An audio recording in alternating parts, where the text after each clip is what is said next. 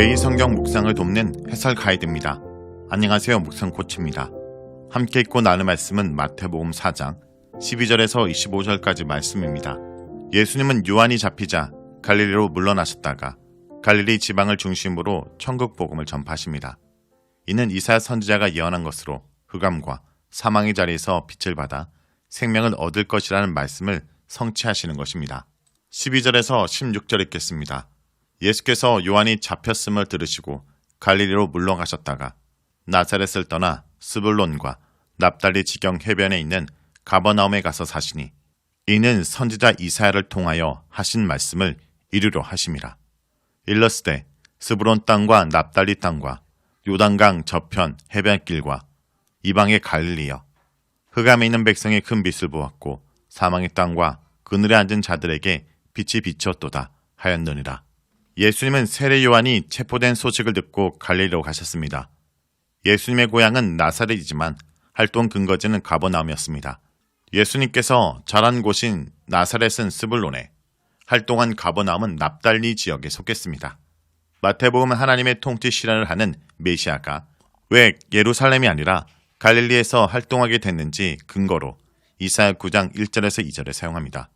이방인들의 갈릴리라는 표현은 이 지역에 비이스라엘 출신들이 많이 산다라는 것과 관련이 있습니다.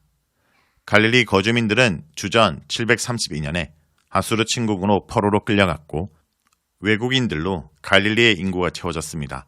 남쪽의 유대인들은 갈릴리 지역의 거주민들이 혼합된 것으로 생각했습니다. 예루살렘의 유대인들은 인종이 섞인 갈릴리 지역 주민들을 무시했으나 메시아는 몇십 안은 이들에게 오셨습니다.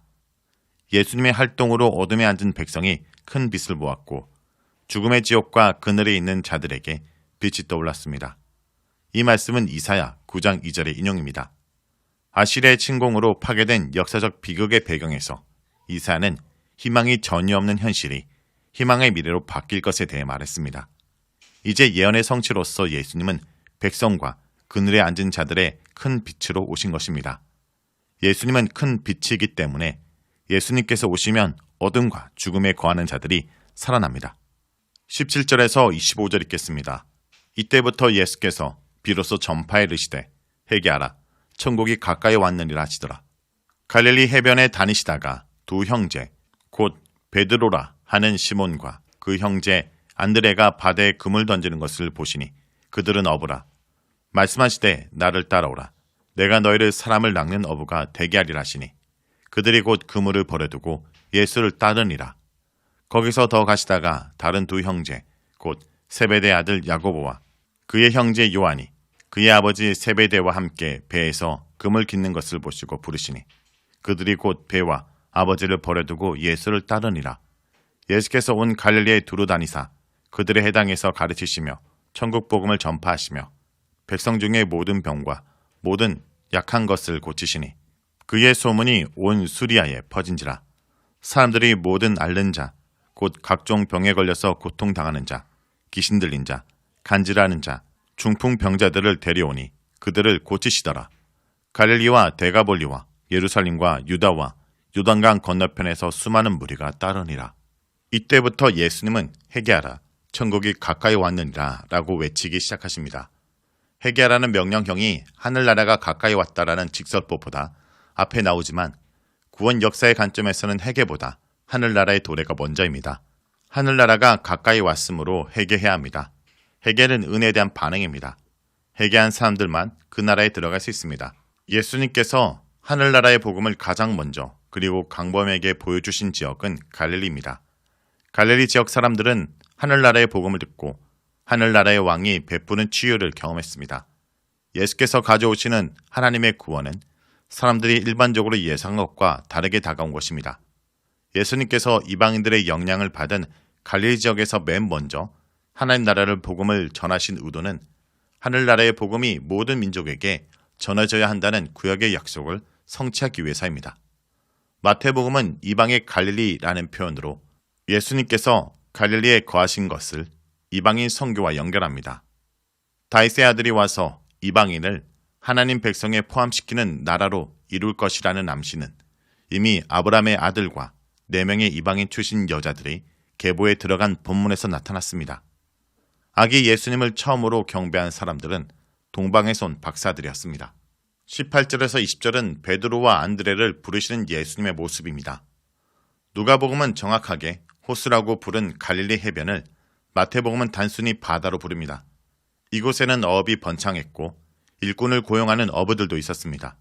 시몬과 안드레는 베세다 출신으로 가버나움에 정착했습니다.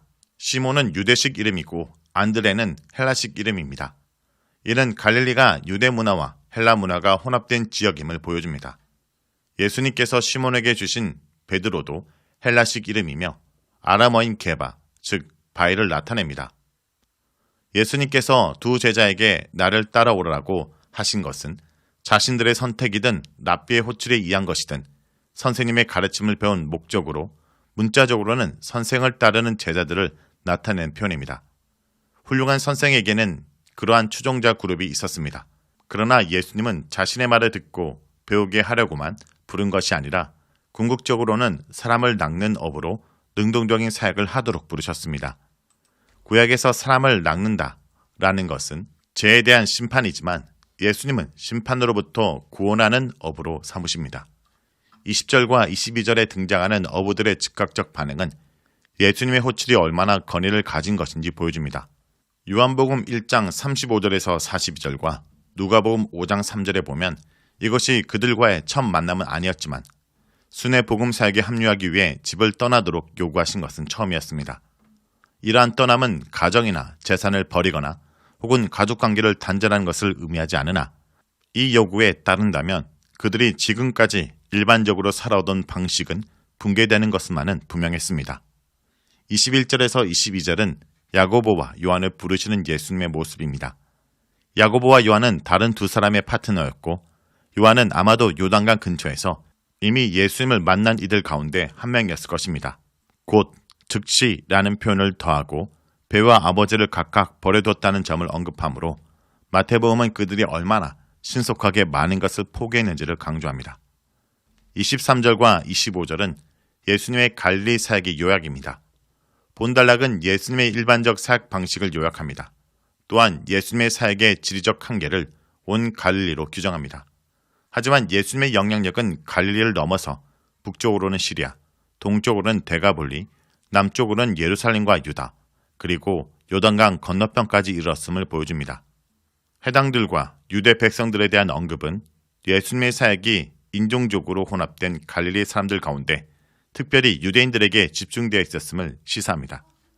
예수님의 사역은 그들의 해당에서 가르침, 하나님 나라 복음을 전파하심, 하나님 나라 능력이 실제로 나타나는 치유 사역, 이렇게 세 가지로 요약될 수 있습니다. 본달락은 앞으로 전개될 예수님의 가르침과 치유 사역을 요약합니다.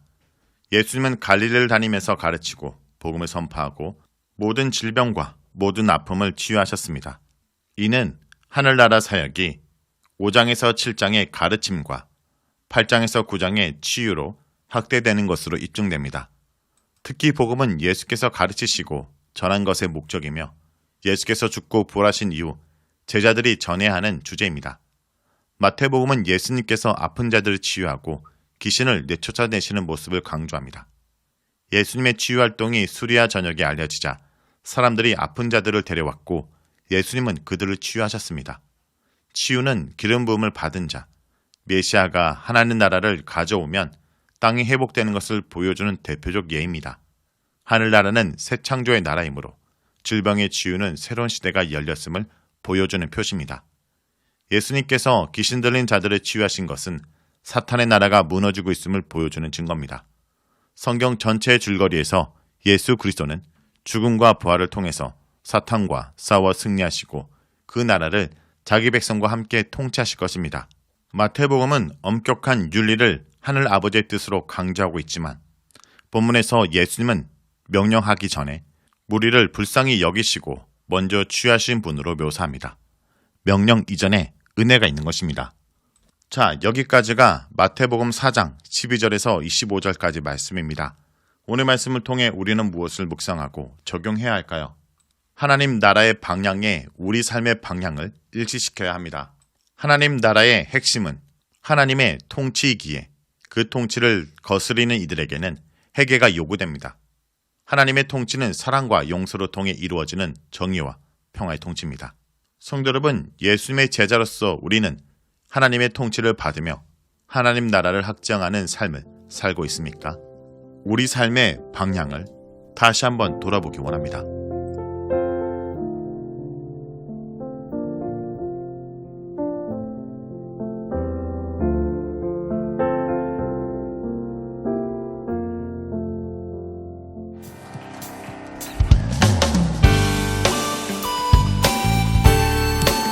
우리 각자 허락된 자리에서 일어나셔도 좋고요. 기쁨으로 주님을 찬양하며 나가겠습니다. 아멘.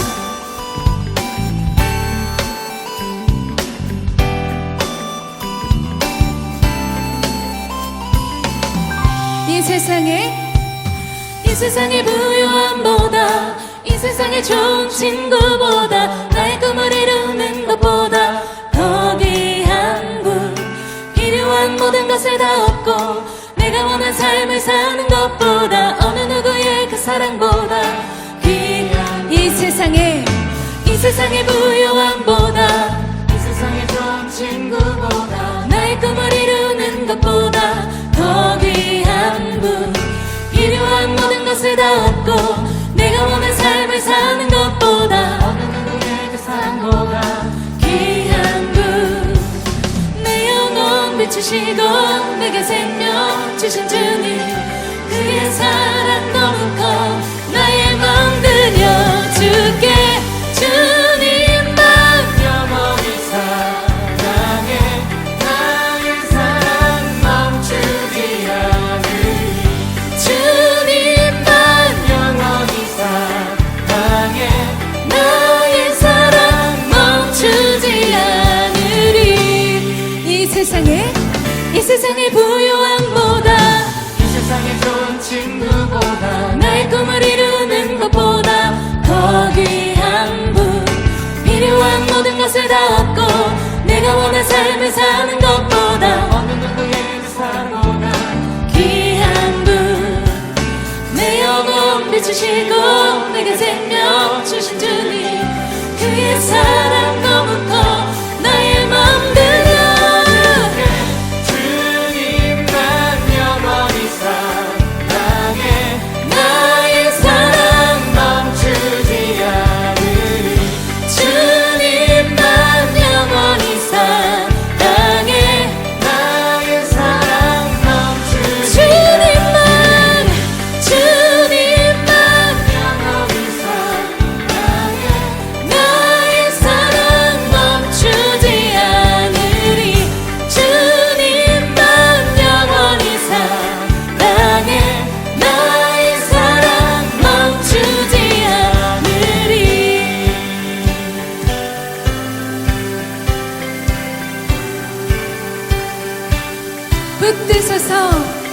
붙드소서 주님 나를 놓지 마소서. 붙드소서 주님 나를 놓지 마소서. 주님 우리를 붙들어 주시옵소서. 붙드소서 주님 나를 놓지 마소서. 붙드소서 주님 나를 놓지 마소서.